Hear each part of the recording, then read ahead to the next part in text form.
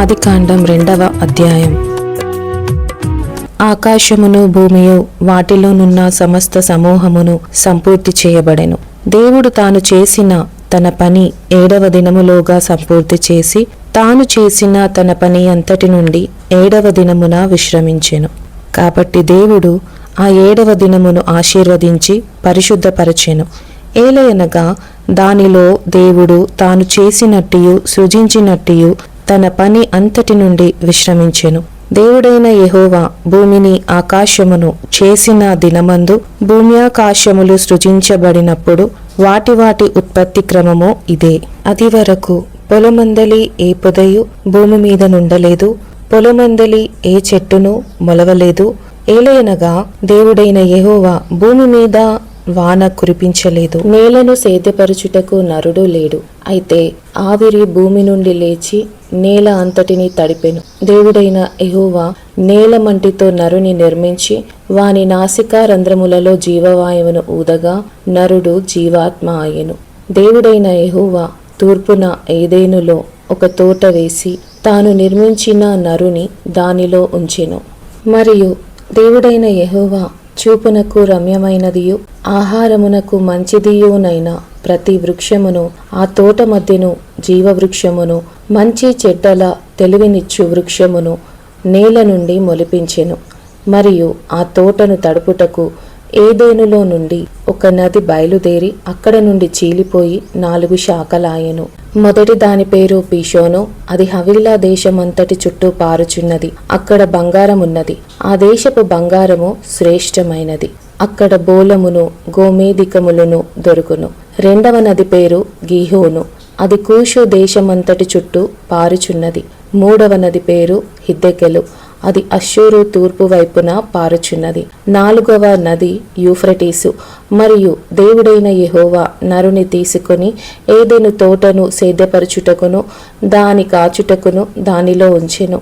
మరియు దేవుడైన యెహోవా ఈ తోటలోనున్న ప్రతి వృక్ష ఫలములను నీవు నిరభ్యంతరముగా తినవచ్చును. అయితే మంచి చెడ్డల తెలివినిచ్చు వృక్ష ఫలములను తినకూడదు. నీవు వాటిని తిను దినమున నిశ్చయముగా చచ్చెదవని నరునికి ఆజ్ఞాపించెను. మరియు దేవుడైన యెహోవా నరుడు ఒంటరిగా నుండుట మంచిది కాదు, వానికి సాటి అయిన సహాయమును వాని కొరకు చేయుదుననుకొనెను. దేవుడైన యెహోవా ప్రతి భూజంతువును ప్రతి ఆకాశ పక్షిని నేల నుండి నిర్మించి ఆదాము వాటికి ఏ పేరు పెట్టునో చూచుటకు అతని యొద్దకు వాటిని రప్పించెను. జీవము గల ప్రతిదానికి ఆదాము ఏ పేరు పెట్టెనో ఆ పేరు దానికి కలిగెను. అప్పుడు ఆదాము సమస్త పశువులకును ఆకాశ పక్షులకును సమస్త భూజంతువులకును పేరులు పెట్టెను. అయినను ఆదామునకు సాటి అయిన సహాయము అతనికి లేకపోయెను. అప్పుడు దేవుడైన యెహోవా ఆదామునకు గాఢ నిద్ర కలుగచేసి అతడు నిద్రించినప్పుడు అతని పక్కటి ముక్కలలో ఒక దానిని తీసి ఆ చోటును మాంసముతో పూడ్చివేసెను. తరువాత దేవుడైన యెహోవా తాను ఆదాము నుండి తీసిన ప్రక్కటి ముకను స్త్రీనిగా నిర్మించి ఆమెను ఆదాము నొద్దకు తీసుకొని వచ్చెను. అప్పుడు ఆదాము ఇట్లనెను, నా ఎముకలలో ఒక ఎముక, నా మాంసములో మాంసము, ఇది నరునిలో నుండి తీయబడెను గనుక నారి అనబడును. కాబట్టి పురుషుడు తన తండ్రిని తన తల్లిని విడిచి తన భార్యను హత్తుకొనును, వారు ఏక శరీరమై ఉందురు. అప్పుడు ఆదామును అతని భార్యయు వారిద్దరూ దిగంబరులుగా నుండిరి. అయితే వారు సిగ్గు ఎరుగకయుండిరి. ఆదికాండము 3వ అధ్యాయం. దేవుడైన యెహోవా చేసిన సమస్త భూజంతువులలో సర్పము యుక్తిగలదై ఉండెను.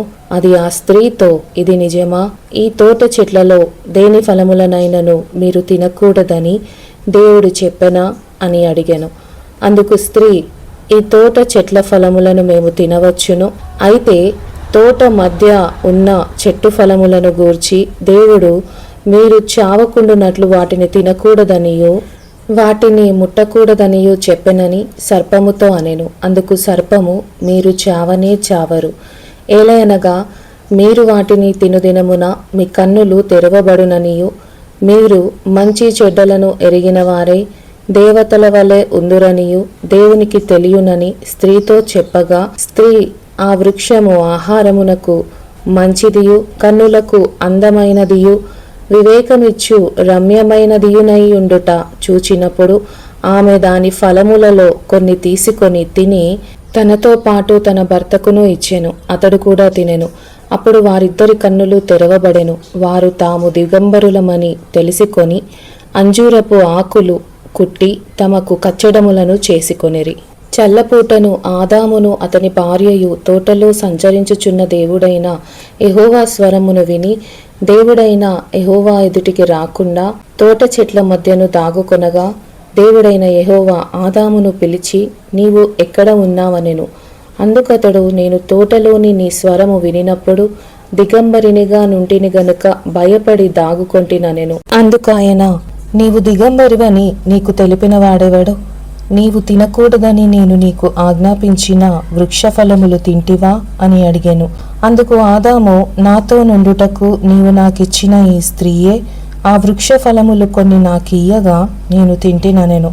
అప్పుడు దేవుడైన యెహోవా స్త్రీతో, నీవు చేసినది ఏమిటని అడుగగా స్త్రీ, సర్పము నన్ను మోసపుచ్చినందున తింటిననెను.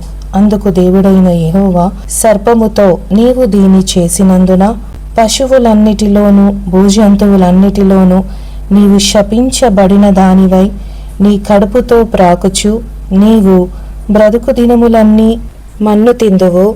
మరియు నీకును స్త్రీకిని నీ సంతానమునకును ఆమె సంతానమునకును వైరము కలుగజేసెదను.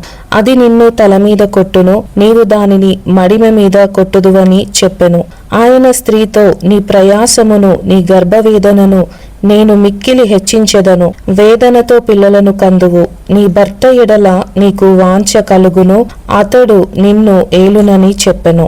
ఆయన ఆదాముతో, నీవు నీ భార్య మాట విని తినవద్దని నేను నీకు ఆజ్ఞాపించిన వృక్ష ఫలములు తింటివి గనుక నీ నిమిత్తము నేల శపించబడి ఉన్నది. ప్రయాసముతోనే నీవు బ్రతుకు దినములన్నీ దాని పంట తిందువు. అది ముండ్ల తుప్పలను గచ్చ పొదలను నీకు మొలిపించును, పొలములోని పంట తిందువు. నీవు నేలకు తిరిగి చేరు వరకు నీ ముఖపు చెమట కార్చి ఆహారము తిందువు. ఏలయనగా నేల నుండి నీవు తీయబడితివి, నీవు మన్నే గనుక తిరిగి మన్నైపోదువని చెప్పెను. ఆదాము తన భార్యకు హవ్వ అని పేరు పెట్టెను. ఏలయనగా ఆమె జీవము గల ప్రతివానికిని తల్లి. దేవుడైన యెహోవా ఆదామునకును అతని భార్యకును చర్మపు చొక్కాయలను చేయించి వారికి తొడిగించెను. అప్పుడు దేవుడైన యెహోవా, ఇదిగో మంచి చెడ్డలను ఎరుగునట్లు ఆదాము మనలో ఒకని వంటి వాడాయెను. కాబట్టి అతడు ఒకవేళ తన చెయ్యి చాచి జీవవృక్ష ఫలమును కూడా తీసుకొని తిని నిరంతరము జీవించునేమో అని దేవుడైన యెహోవా అతడు ఏ నేల నుండి తీయబడెనో దాని సేద్యపరచుటకు ఏదెను తోటలో నుండి అతని పంపివేసెను. అప్పుడాయన ఆదామును వెళ్ళగొట్టి ఏదెను తోటకు తూర్పు దిక్కున కెరూబులను జీవవృక్షమునకు పోవు మార్గమును కాచుటకు ఇటు అటు తిరుగుచున్న ఖడ్గజ్వాలను నిలవబెట్టెను.